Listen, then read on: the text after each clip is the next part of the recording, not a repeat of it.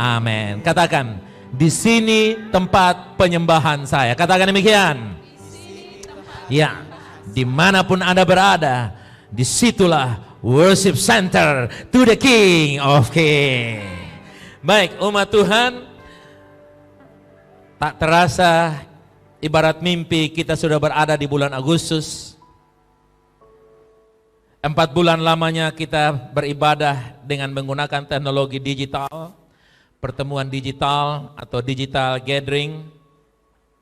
Namun demikian hal ini tidak mengurangi komitmen kita kepada gereja lokal ini, bukan? Victory Life Community, amin. Ini membuktikan bahwa ibadah kita bukan secara jasmania, tidak dikuatkan, tidak menjadi ramai kalau jasmani saling peluk, cium sabu, cium roti dan sebagainya, baru rasa, tidak. Tapi disinilah ibadah kita oleh karena roh Allah, amin. Nah, sore ini pukul 5 tepat, di dalam pertemuan sleep, sepakat doa dan impartasi, kami akan umumkan strategi apa yang bisa kita pakai dalam menyikapi kebiasaan baru yang seluruh dunia hari ini sedang berada di dalamnya. Tuhan tidak kurang hikmat untuk menolong kita, untuk memimpin jemaat ini, gerejanya, selalu ada solusi sesuai dengan cara Tuhan. Kalau ada farming God's way, ada bertani cara Tuhan, education God's way, pendidikan cara Tuhan, maka saya katakan ada ibadah cara Tuhan, ada pelayanan cara Tuhan. We have serving and ministry God's way. Haleluya. Nah, sore ini kami akan umumkan kepada saudara-saudara, para pemimpin komunitas sel dan semua jemaat, agar Anda bisa tahu pergerakan kita kemana. Ya, puji Tuhan. Nah, pelayanan yang Tuhan berikan kepada kita adalah sebuah kepercayaan yang kita harus terima dan menjalankannya dengan tanggung jawab yang full. Karena Tuhan tidak mempercayakan malaikat untuk pelayanan ini. Tuhan tidak percayakan kepada 2-3 orang kudus, tapi Dia percayakan kepada saya dan saudara, setiap orang yang ditebus oleh darahnya. Nah, hari ini kita masih lanjutkan, masih bicara soal the reputation of God, reputasi Allah sebagai Raja. Nah, hari ini kita akan bahas pada bagian yang pertama, mungkin sampai 15 sesi barangkali ke depan, tentang reputasi Allah. Nah, hari ini yang kelima saya akan bahas tentang penolong dalam kesesakan. Nah, umat Tuhan, saya awali di dalam Mazmur 46 ayat yang kedua, dikatakan begini. Sama-sama dengan suara yang tergar di pusat penyembahan di Victory, di worship center saudara dimanapun Anda berada, baca 2-3. Allah itu bagi kita tempat perlindungan dan kekuatan, sebagai penolong dalam kesesakan. Coba lihat saya dan jawab saya. Sebagai penolong dalam kesesakan? Yes. Very, very evident. Sangat-sangat terbukti. Nah, umat Tuhan, kesesakan itu sama dengan atau kesukaran atau kekurangan. Kesesakan sama dengan apa, saudara? Kesukaran, kekurangan, dan yang mirip-mirip seperti itu. Nah, kapan terakhir kali Tuhan tidak menolong kita dalam kesesakan? Coba saudara ingat-ingat. Dan begitu saudara ingat-ingat, yang ikut di YouTube, ketik di bawah, di sharing itu, pada waktu saya dalam keadaan sekian-sekian. Kalau bisa tanggal, jam, tolong saudaraku yang kasih. Ya, supaya kita akan umumkan kepada dunia bahwa ada beberapa orang menemukan bahwa Tuhan terakhir kali dalam momen-momen yang dihadapi dalam hidupnya, keluarganya, pelayanannya, rumah tangganya, pernikahannya, bisnisnya, karirnya, studinya, perjalanan hidupnya, dia temukan bahwa Tuhan tidak menolong dia dalam kesesakan. Silakan Anda ingat-ingat berapa kali Anda pernah temukan Tuhan tidak menolongmu, dan tolong catat itu dan dimasukkan di dalam chatting kita biar seluruh dunia tahu bahwa benar Tuhan punya masalah sehingga tidak dapat menolong kita. Kalau ada silakan. 45 menit ke depan Anda diberikan waktu untuk menulis. Ketika Anda mengingat-ingat, saudaraku yang kasih, permasalahan apa yang pernah Tuhan tidak menolong kita? Saya rasa kita semua, dan bukan rasa, saya percaya kita semua memiliki masalah yang besar atau cukup besar atau sangat besar, hingga membuat saudaraku yang kasih, kita bingung, tidak tahu mau bikin apa, salah kaprah, panik, ya, mau mati.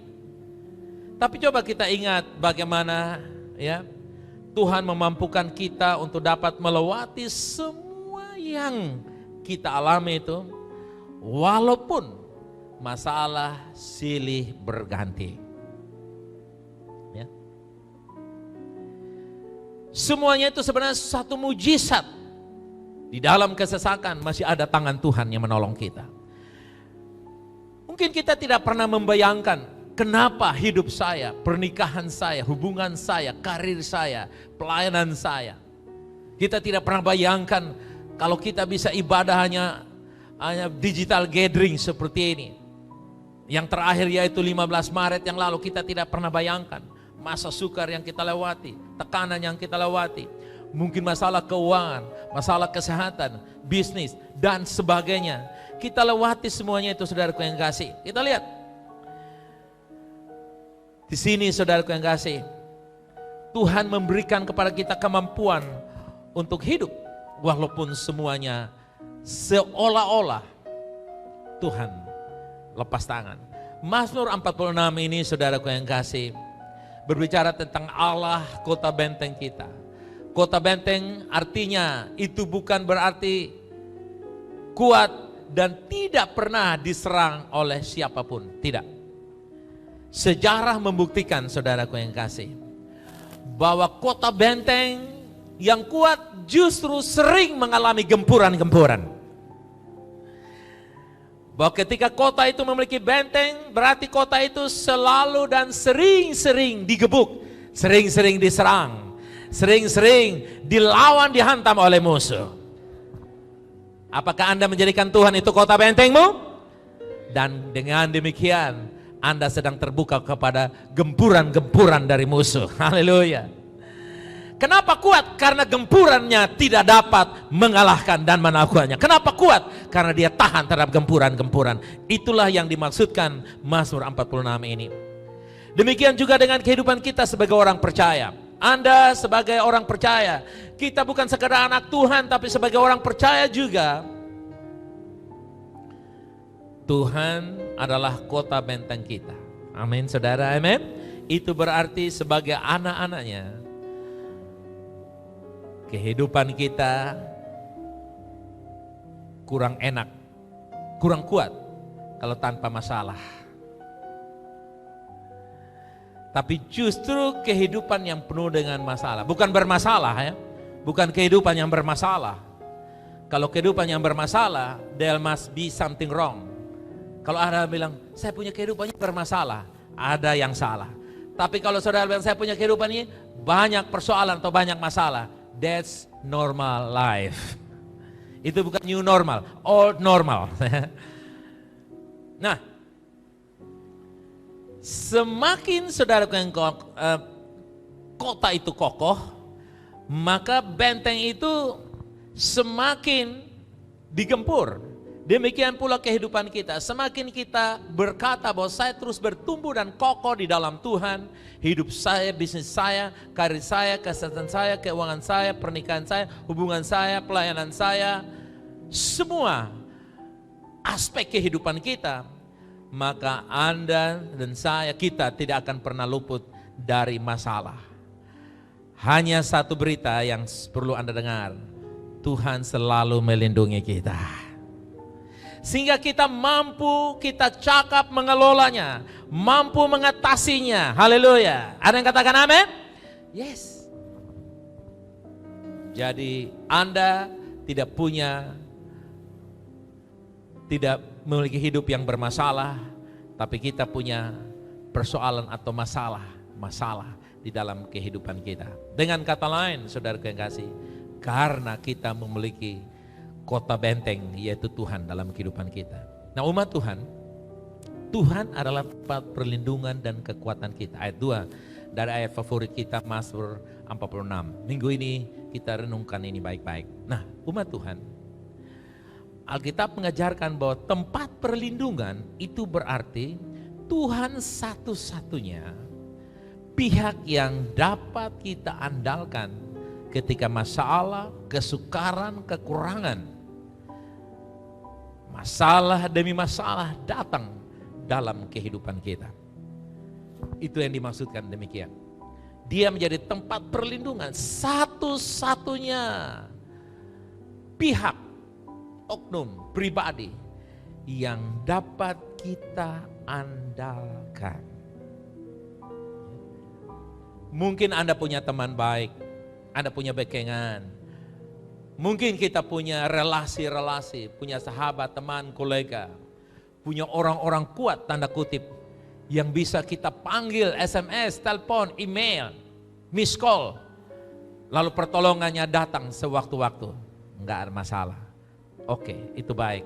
Tapi saya mau informasikan kepada saudara, Tuhan jauh lebih hebat dari sanak famili keluargamu, kolegamu. Amin.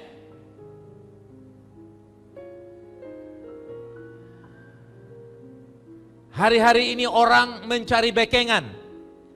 Bahkan kalau saudara baca di Indonesia sedang heboh, ada 3 jenderal yang disebutkan namanya sangat jelas.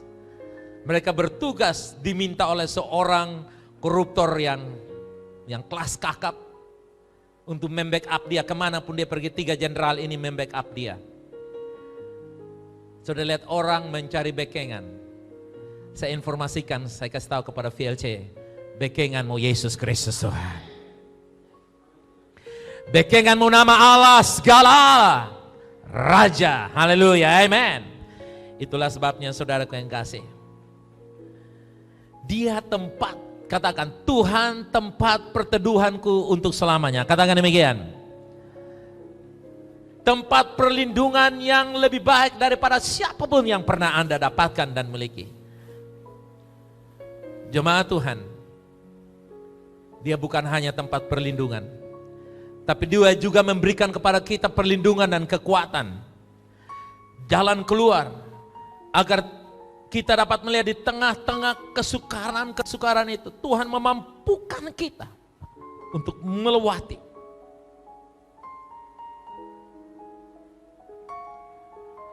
Masalah demi masalah datang, boleh ada. Persoalan demi persoalan boleh datang, boleh ada. Namun semuanya itu akan menjadi faktor pendorong agar kita semakin bertumbuh di dalam karakter kita, semakin bertumbuh dalam keyakinan kita, semakin bertumbuh dan menjadi dewasa dalam iman kita. Kita semakin skillful dalam mempercayai Allah, semakin cakap mempercayai Allah, bukan saja mengelola komputer kita ataupun alat kerja kita. Umat Tuhan, pegang ini baik-baik. Persoalan demi persoalan datang, kesukaran dan kesesakan silih berganti. Itu hanya meningkatkan skillful Anda untuk mempercayai Tuhan. Semakin cakap Anda mempercayai Tuhan, semakin Anda berjaya dalam hidup ini. Haleluya. Catat itu baik-baik. Nah, satu hal lagi yang kita dapat banggakan dari Tuhan sebagai tempat perlindungan kita, bahwa Tuhan itu sudah terbukti dan teruji selalu. Sudah terbukti dan teruji selalu menjadi penolong dalam kesesakan. Ini sangat bagus. Sangat terbukti. Katakan sangat terbukti, sudah terbukti, selalu terbukti. Nah, itu dia. Sudah sangat selalu. Katakan demikian. Sudah sangat selalu terbukti sebagai penolong dalam kesesakan. Wow. Nah, umat Tuhan, fokus kepada reputasi Allah ini. Jangan fokus kepada persoalan saudara. Haleluya. Di awal tadi saya sudah bertanya kepada saudara, apakah saudara pernah mengalami sekali saja atau satu kali saja Tuhan meninggalkan Anda dalam kesesakan? Walaupun sepertinya ya, Dia meninggalkan kita Sepertinya, tanda kutip, dia meninggalkan kita. Tapi dengar, pada akhir dari sebuah persoalan, kita mengerti bahwa Tuhan ada di dalam bersama dengan kita. Saudara boleh tanya orang yang ditinggalkan oleh suami yang kekasih. Anda boleh tanya orang yang ditinggalkan oleh istri yang kekasih, orang tua yang diandalkan. Mungkin Anda boleh bertanya kepada pengusaha yang pernah bangkrut. Atau Anda pernah bertanya kepada seorang yang pernah sakit berat, nyaris mati. Anda mungkin pernah bertanya kepada seorang mahasiswa yang nyaris drop out. Anda mungkin pernah bertanya kepada seorang yang melakukan berbagai macam aktivitas kehidupan ini. Seorang punya visi, impian. Dan Anda boleh bertanya kepada dia, pernahkah Anda merasa seolah-olah Tuhan tidak ada? Maka jawabnya, termasuk saya juga berkata, ya saya pernah alami seolah-olah Tuhan tidak ada. Itu menurut saya, itu menurut saudara. Tapi Tuhan selalu ada, Dia setia. Dia mengontrol. Dia menghandle detail-detail kehidupan kita. Mungkin saja dalam melewati persoalan-persoalan, kita lebih banyak dikuasai oleh perasaan panik, takut, gentar.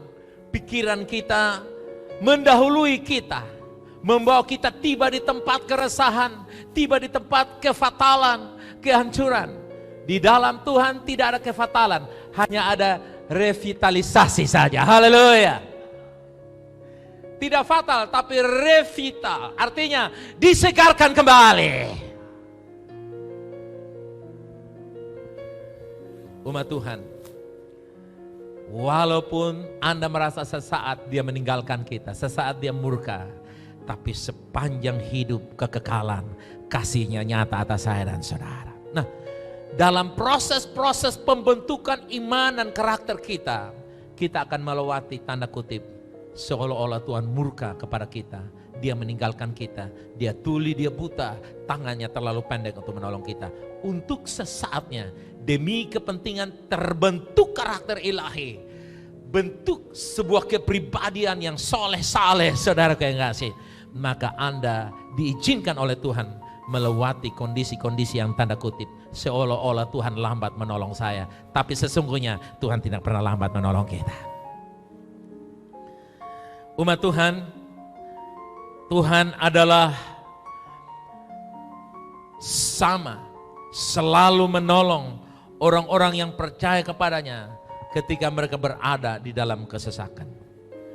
Kita baca Alkitab, saudaraku yang kasih, Anda boleh temukan di dalam Alkitab dari Kejadian sampai Wahyu. Anda boleh berjumpa orang yang bernama Abraham, Ishak dan Yakub. Anda boleh berjumpa orang yang bernama Musa. Anda boleh berjumpa dengan orang yang bernama Yusuf, Samuel, Daud, dan para nabi. Hingga saya, hingga saudara, hamba-hamba Tuhan, orang-orang yang mempercayai Tuhan. Semuanya Anda dapat bertanya kepada mereka bahwa Tuhan menolong mereka dalam kesesakan. Tidak ada yang luput dari persoalan, tidak ada yang luput dari kesukaran, tidak ada yang luput dari gempuran-gempuran musuh yang menghancurkan. Tapi dengar, pada akhirnya Tuhan menjadi penolong kita. Amin. Tuhan telah terbukti, Tuhan telah teruji selalu menolong anak-anaknya di dalam kesesakan. Nah, saudaraku yang kasih, itulah sebabnya di dalam kesesakan Anda jangan buru-buru keluar dari kesesakan. Kalau bisa Anda bilang di kiri atau kanan, katakan, jangan buru-buru keluar dari kesesakan. Tapi izinkanlah Anda kuliah di dalam suasana kesesakan. Apa saudara yang kasih? Kuliah. Dan jangan hanya kuliah biasa, bikin penelitian tentang kuasa Tuhan di dalam kesesakan. Dia tidak pernah meninggalkan engkau. Saya ingat tahun 2015 anak saya Resti, dia mengalami gangguan kesehatan di bagian hidungnya, lalu diperiksa di dokter di Surabaya. Pada akhirnya dari sebuah diskusi dengan dokter, kami mendapatkan kesimpulan bahwa dia harus melewati operasi besar di bagian hidungnya. Nah, saudaraku yang kasih, sekitar di bulan Maret kalau saya tidak salah. Ya, bulan Maret. ketika kita menjalani operasi, saya, mamanya, dan Om Ais bersama kami, kami 5 orang di Surabaya. Semua proses berjalan dengan baik. Ketika dia masuk di dalam kamar operasi, kami di kamar penginapan atau di tempat kamar rumah sakit itu, kami berdoa bahasa roh semua, menyembah Tuhan. Tiba-tiba saya dipanggil, Pak, tolong ambil darah karena kami di rumah sakit kehabisan darah. Saya dalam hati, loh ini operasi besar, tapi penyediaan darah nggak ada.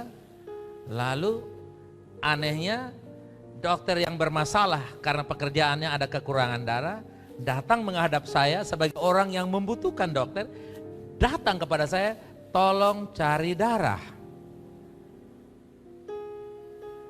Saya bawa surat pengantar dari kamar bedah, saya turun di lantai bawah, kita di lantai 3 atau lantai 4 di rumah sakit itu. Saya turun di bagian darah, saya bilang mau ambil darah. Dengan enteng ada beberapa perempuan di situ. Pak, darahnya enggak ada, Pak. Ini operasi sedang berjalan.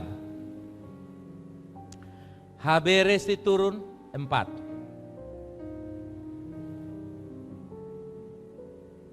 Lalu saya tanya, lalu saya mau ambil darah di mana? Dia bilang, Bapak pergi saja ke Palang Merah Indonesia di Surabaya. Bayangkan saudara, saya datang dari luar kota mengharapkan bantuan dokter dan rumah sakit, bayar yang sangat mahal, lalu perlu darah, dokter menghadap saya datang di bagian darah, bank darah di dalam rumah sakit itu, dia berkata tidak ada darah, Pak. Anak saya sedang operasi, HB-nya 4, dan dia suruh saya pergi sendiri ambil di Palang Merah Indonesia di Surabaya. Saya tanya di mana? Dia bilang tanya-tanya orang, nanti dikasih tahu kemana itu.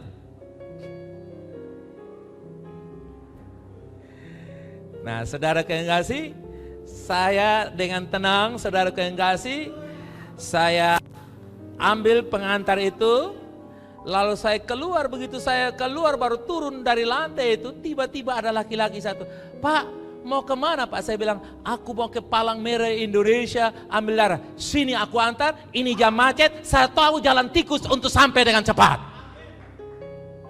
Saya langsung naik di atas, turun dari tangga langsung taksinya naik, dia bawa saya dalam waktu yang singkat, saya turun di Palang Merah Indonesia. Pak naik di atas Pak, Mas tunggu ya, tunggu. Saya naik sampai di atas, ada jejeran orang banyak di situ. Nanti saya masuk, saya bilang nih,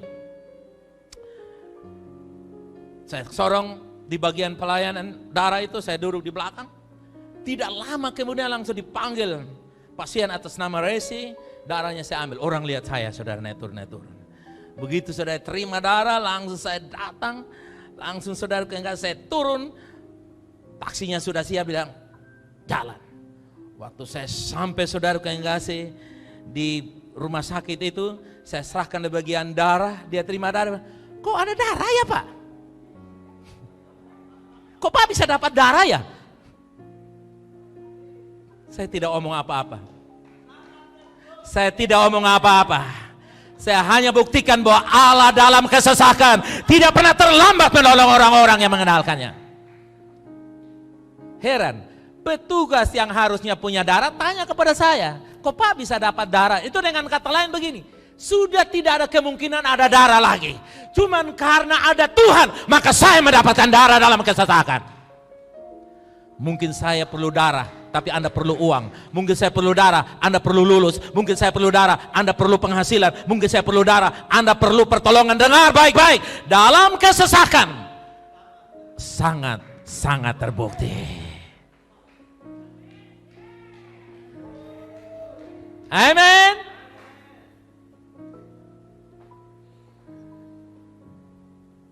Saya baru pernah lihat ke rumah sakit aneh dengan pasien yang, tapi disitulah saya belajar bahwa Tuhan sangat membuktikan bahwa dalam kesesakan. Sejak saat itu saudaraku yang kasih, saya paling takut kalau dengar kata mati, saudaraku yang kasih, mati. Satu hari saya terima telepon di tahun 2011. Halo. Nah, waktu itu teleponku selfie. Orang yang punya telepon ini kecelakaan dan mati. Saya dengan kalem, oh ya, betul Pak, sudah dilarikan ke rumah sakit. Baik Pak, karena teleponnya tabrakan dan terbuang, terlempar, lalu mereka ambil, lalu mereka telepon ke Bapak John. Jadi pasti Bapak John ini pasti orang penting nih Bapak John. Jadi teleponlah ke saya. Sejak saat itu saudara yang kasih, saya belajar untuk mempercayai Tuhan dan tidak pernah takut kata mati saudara. Kenapa? Karena dengar baik-baik, apa yang kamu takuti itu datang dalam hidup kamu. Itulah sebabnya saya belajar di sini saudara yang kasih untuk mempercayai Tuhan di dalam kesesakan. Haleluya, amin. Katakan, dalam kesesakan sudah terbukti Allah penolong saya. Katakan demikian. Yes. Kalau saya mendapatkan pertolongan dalam kesesakan, saya dan saudara ditebus dengan darah yang sama, punya hak yang sama, punya posisi yang sama di depan Allah. Ambillah kesempatan untuk mempercayai Tuhan.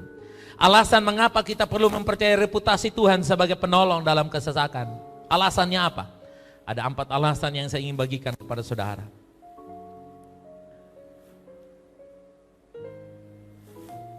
Kehidupan kita di dunia ini memang tidak akan lepas dari masalah. Saudara mesti setuju itu dan katakan amin, ya. Namun satu hal yang harus kita percaya, bahwa kita punya Tuhan di atas segala-galanya, amin, yang menjadi penolong dalam kesesakan. Kehidupan kita ini sudah sangat terbukti. Oleh karena itu sudah seharusnya saudara yang kasih, kita belajar untuk takut dalam konteks pengertian bahwa menghargai, merespek Tuhan, menghormati Dia. Mazmur 46 ayat yang ketiga dikatakan begini. Baca bersama saya. Sebab itu kita tidak akan takut. Ganti nama saudara. Sebab itu VLJ tidak akan takut sekalipun bumi berubah, sekalipun gunung-gunung goncang di dalam laut. Ini kata lain apa? Singkat satu kata. Anda pasti tahu apa? Tsunami.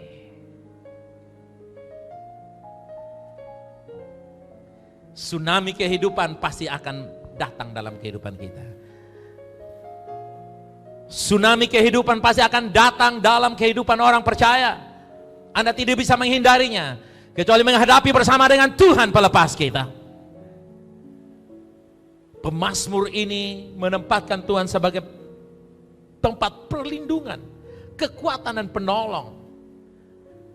Jika pemazmur ini begitu getol mempercayai Tuhan, begitu kokoh mempercayai pertolongan Tuhan sebagai penolong yang sangat terbukti dalam kesesakan, sekarang sampai selama-lamanya. Itulah sebabnya saudara, mari kita temukan penghiburan di dalam kesesakan-kesesakan kita. Di dalam kesesakan-kesesakan ada penghiburan-penghiburan yang Tuhan berikan kepada kita. Dan penghiburan yang Tuhan berikan kepada saya dan saudara tidak ada dalam sekolah teologi, bertahun-tahun tidak akan dapat di sana. Di dalam internet tidak dapat di sana. Tapi yang ada di dalam imanmu kepada Yesus Kristus. Dalam imanmu kepada Tuhan, Anda akan temukan penghiburan-penghiburan. Nah, 4 hal yang saya akan bagikan kepada saudara pagi hari ini. Yang pertama, baca bersama saya. Ketika kita melalui badai, kita belajar untuk percaya. Haleluya. Belajar untuk mempercayai Tuhan. 2 Korintus 1 ayat 4 dan 5 dikatakan. 2 Korintus 1 ayat 4 dan 5 dikatakan, yang menghibur kami dalam segala penderitaan kami, sehingga kami sanggup menghibur mereka yang berada dalam bermacam-macam penderitaan dengan penghiburan yang kami terima dari pemerintah, dari departemen sosial, dari bisnismen, dari mana? Dari Allah.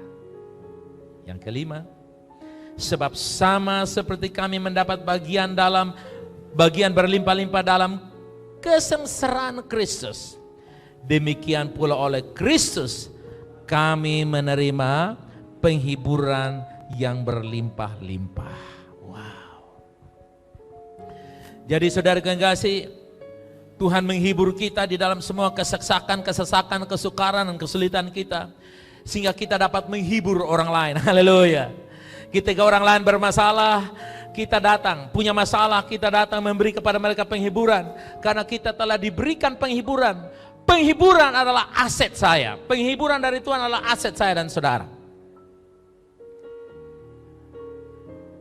Saudara, seringkali orang hanya ingin perlu uang, kasih uang. Perlu kesembuhan, kasih kesembuhan. Perlu jalan keluar, kasih keluar. Perlu beras, kasih beras. Perlu pulsa untuk online, kasih pulsa.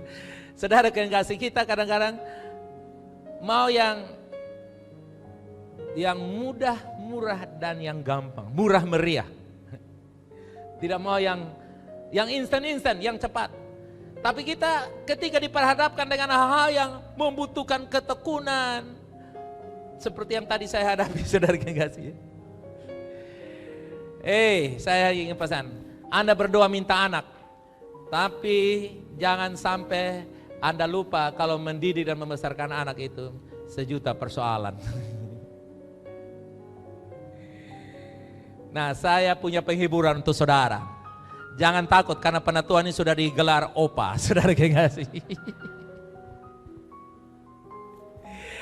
OPA sudah punya pengalaman mengalami Tuhan di dalam kesesakan. Maka cucu-cucu juga pasti akan mengalaminya.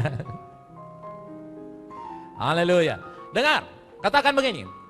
Penghiburan dari Allah adalah aset saya yang tidak akan hilang. Katakan demikian. Saudara terhibur waktu saya bersaksi tadi tentang Tuhan menolong saya memberi darah? Kalau itu diuangkan berapa kira-kira? Dan saudara tahu ketika darah itu dimasukkan, biasanya jam 3 pasiennya itu sudah oke. Ini tunggu sampai jam 7 malam baru pasiennya sadar. Dengan kata lain, pasiennya itu sudah hampir-hampir game. Tapi dalam kesesakan, game itu belum berakhir. Game still going on, not over yet. Haleluya.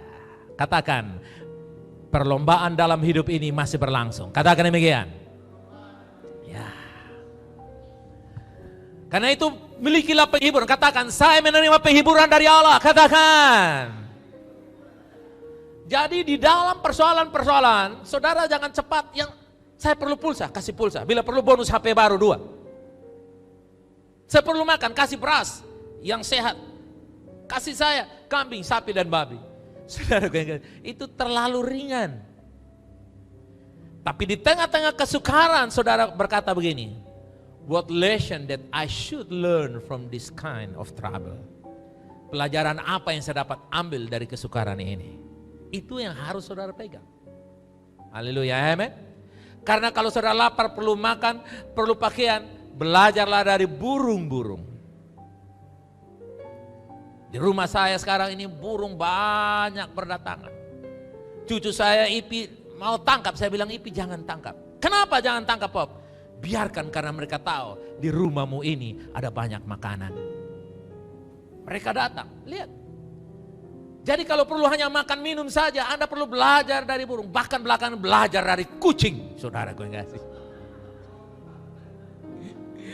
Sampai di hubungan rumah pun dia kawin dan anaknya berengke-rengke. Apalagi kalau kucing dikasih kamar, dia sekali melahirkan tuh 12 lusin, saudara gue kasih. 1 gross, 144 biji. Dengar saya. Kalau Anda hanya percaya hanya soal makan, minum, pangan dan papan, Anda harus belajar dari orang-orang yang tidak mengenal Allah. Dari burung, dari binatang-binatang lain. Tapi Anda dan saya punya spirit, punya roh Allah yang jauh lebih hebat dari burung, binatang dan orang-orang kafir lainnya. Ada yang katakan amin? Karena itu belajarlah sesuatu dalam kesukaran. Berdoa, Tuhan ajar aku, teach me oh Lord in time of trouble, what lesson, what ways that you got for me. Tuhan, di dalam kesukaran ini cara apa yang Tuhan mau saya dapat untuk hidup saya, keluarga saya, pernikahan saya, hubungan saya, pelayanan saya, karir saya, bisnis saya, keuangan saya, relasi saya, sebagai orang tua, sebagai anak, pemuda-pemudi. What lesson you want to teach me oh Lord, show me in time of trouble. Dengar, dalam masa sukar dan sulit, pelajaran yang kau dapat sampai kapanpun Anda tidak akan pernah lupa. Tapi dalam kesenangan orang suka lupa banyak hal. Amin. Termasuk juga dalam kesenangan orang lupa Tuhan.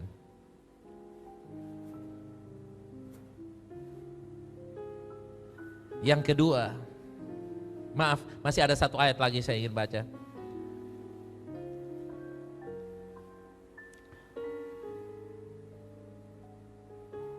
Yang pertama tadi saya lompat yang pertama, kita naik di atas sedikit. Yang pertama tadi Pak, 1 Korintus 1 ayat yang ya.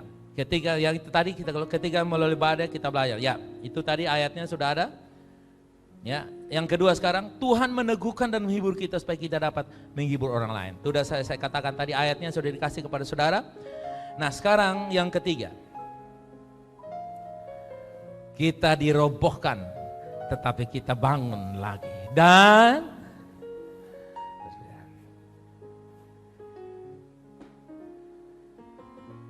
saudara boleh tanya siapapun, mereka pasti mengalami situasi-situasi.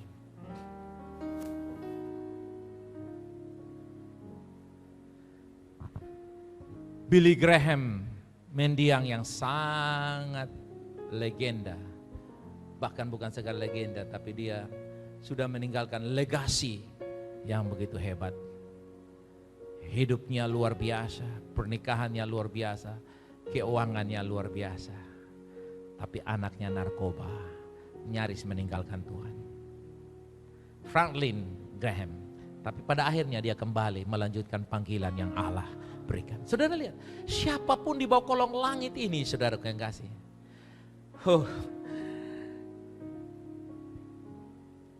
Mereka akan melewati berbagai macam kesesakan-kesesakan. Makanya kita akan mengalami situasi seolah-olah kita dirobohkan. 2 Korintus 4 ayat 8 dan 9. Dalam segala hal kami, namun tidak, keluarkan saudara, habis akal, namun tidak putus asa. Wow, berikut ayat 9. Sama-sama.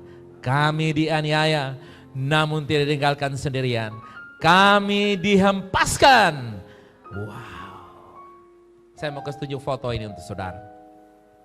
Saudara bisa bayangkan foto ini? Bisa lihat foto ini? Saudara ngerti foto ini? Ngerti foto ini? Kalau saudara ada teman di kiri atau kanan, ada suami istri di kiri kan, coba kasih tahu. Mah, aku lihat foto ini kok gambarnya apa? Coba. Coba kasih tahu di kiri kanan. Saudara lihat foto itu? Nah, kalau foto ini saya lihat ada tronton, badan kepalanya udah masuk jurang, tapi dia selamat karena ada beban yang berat di belakangnya. Coba Anda bayangkan kalau tronton ini kepalanya kosong, beban di belakang tidak ada. Sudah hancur? Ini artinya apa? Beban-beban yang Tuhan izinkan datang, kesesakan, penindasan-penindasan, itu baik untuk menyelamatkan engkau. Bilang di kiri atau kanan, atau bilang pada di sini, beban berat baik untuk menyelamatkan saya. Katakan demikian. Kadang-kadang kita dengar ibu-ibu kalau mereka konseling, Pak John. John siapa? John F. Dede. Dan siapa lagi? MF. Dan siapa lagi? Min. Ini beban amat berat. Terlalu berat. Maha berat. Sesama dengan Tuhan Allah. Maha kuasa ini maha berat. Pak John, rasanya ini tidak bisa lagi Pak John. Wow, terlalu. Dengar saya, itu baik untuk saya dan saudara. Agar kita tahu, hanya tangan Tuhan yang memegang kita.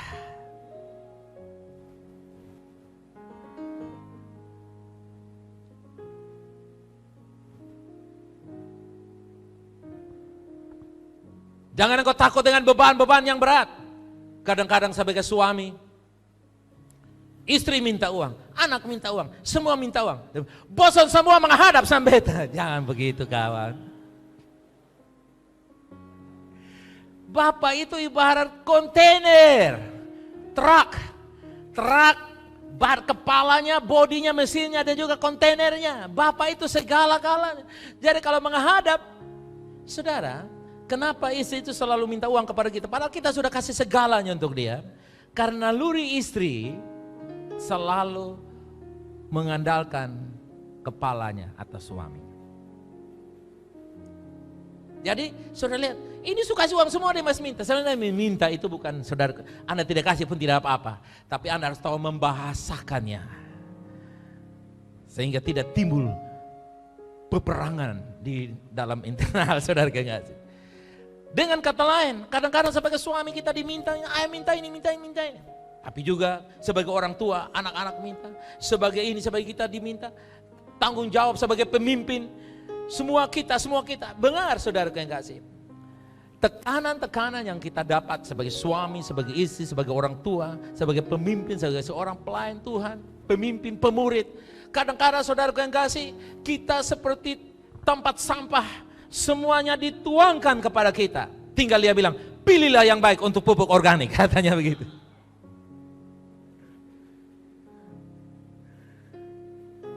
Dengar saudara yang kasih. Beban yang berat itu kalau datang dari Tuhan, selalu ada jalan keluar. Sekali lagi, beban yang berat itu selalu ada jalan keluar. Kalau itu datang dari Tuhan. Sebab ada hal-hal tertentu nanti saya akan baca terakhir. Yang membuat kita sudah berseru, tapi Tuhan seolah-olah tidak dengar. Yang keempat, tidak peduli berapa lama masalah itu terjadi. Itu tidak akan berlangsung. Itu tidak akan berlangsung. Jadi harus apa?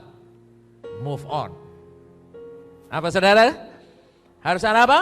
Move on. Bilang di kiri atau kanan, move on guys. Haleluya. Hey guys, move on guys. Gak pakai guys, move on guys. Hey Tunas Bangsa, move on. Hey VLC, move on. Hai VLC, move on. Jangan engkau terlena dengan semua itu. Nah, saya akan membaca beberapa ayat untuk kita semua. Mazmur 34 ayat 17. Apabila orang-orang banyak berseru, maka Tuhan mendengar dan melepaskan mereka dari segala kesesakannya. Ada yang katakan amin?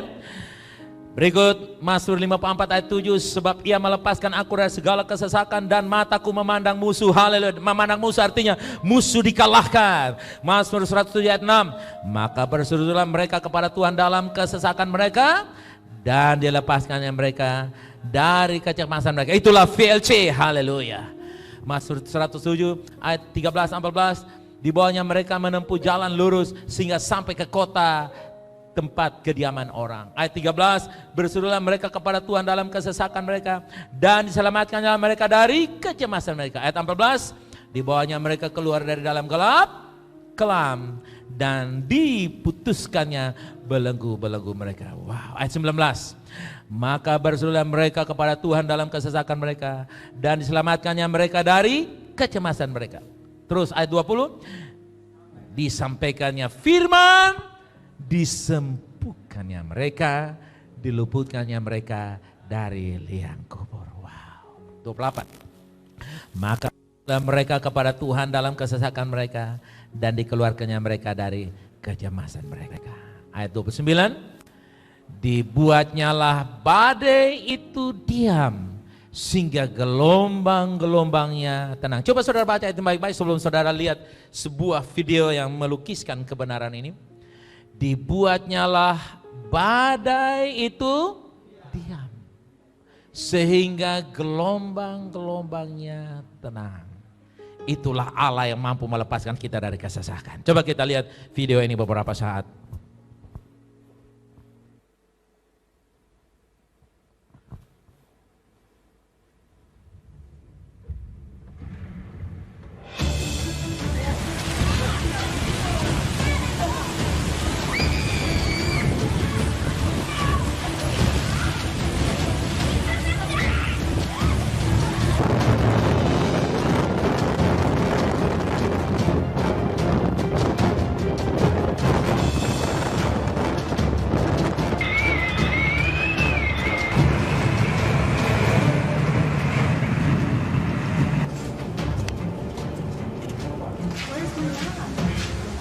I don't know, where did they go?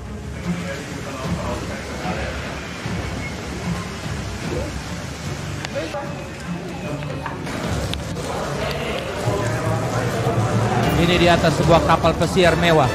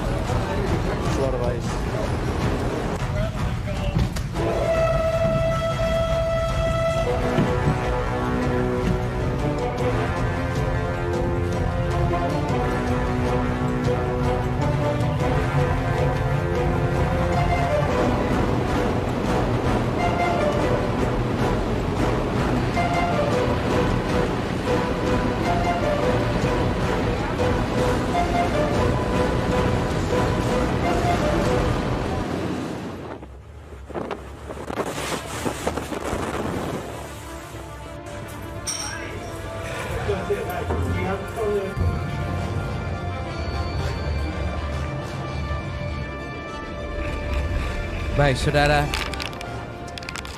itu sedikit sekilas tentang bagaimana Anda mulai membayangkan seperti yang ditulis dalam ayat 29. Dibuatnyalah badai itu diam sehingga gelombang-gelombangnya tenang. Dengar saya saudara, Allah kita terlalu cakap dalam menenangkan badai kehidupan kita.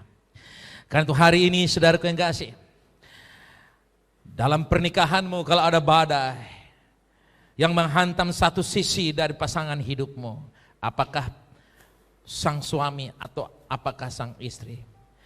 Mungkin dalam keluarga anak-anakmu dihantam oleh badai dan gelombang. Mungkin dalam bisnismu dihantam oleh badai dan gelombang. Dalam kesehatanmu oleh badai dan gelombang.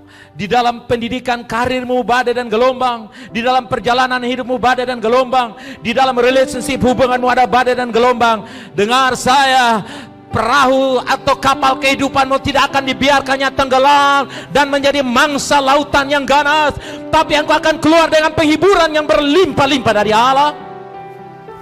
Supaya engkau kaya dalam penghiburan. Banyak orang kaya dengan harta, dengan jabatan, tapi miskin penghiburan dari Allah.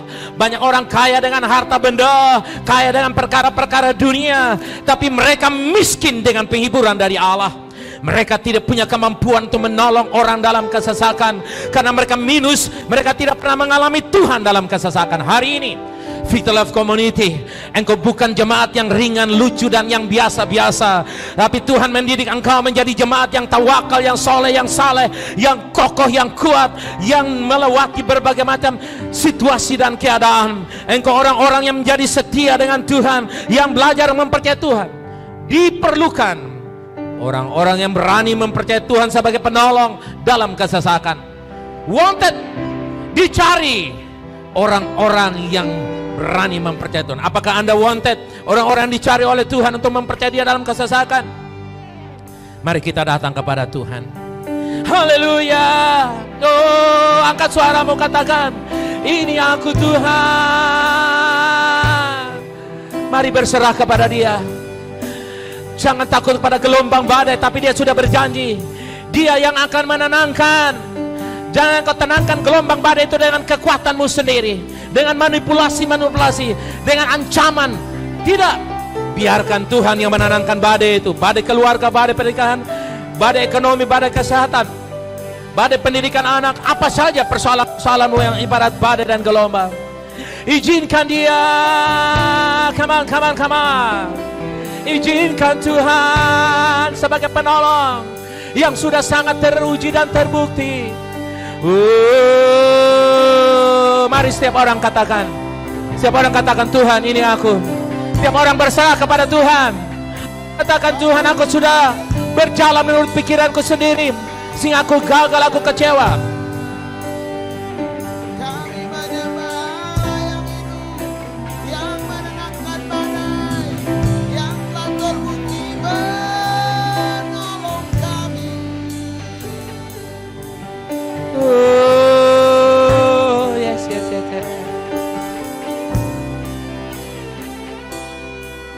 Jemaat Tuhan, dengar, ada dua hal penting.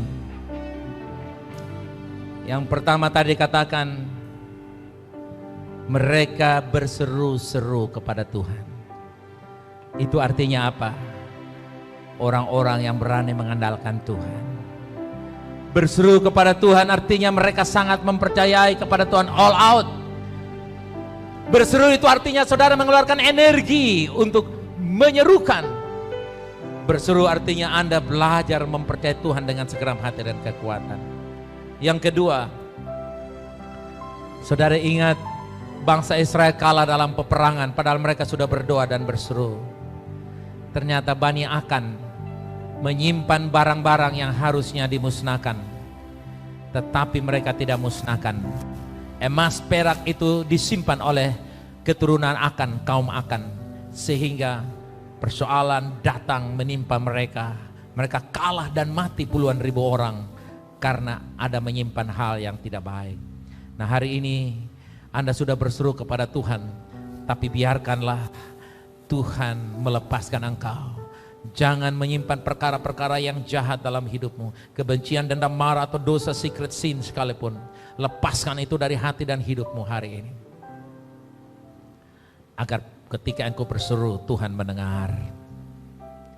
Ini pesan Tuhan untuk kita. Mari kita naikkan syukur kepada Tuhan. Bapa, terima kasih. Terima kasih karena dalam kesesakan Engkau sangat terbukti Tuhan.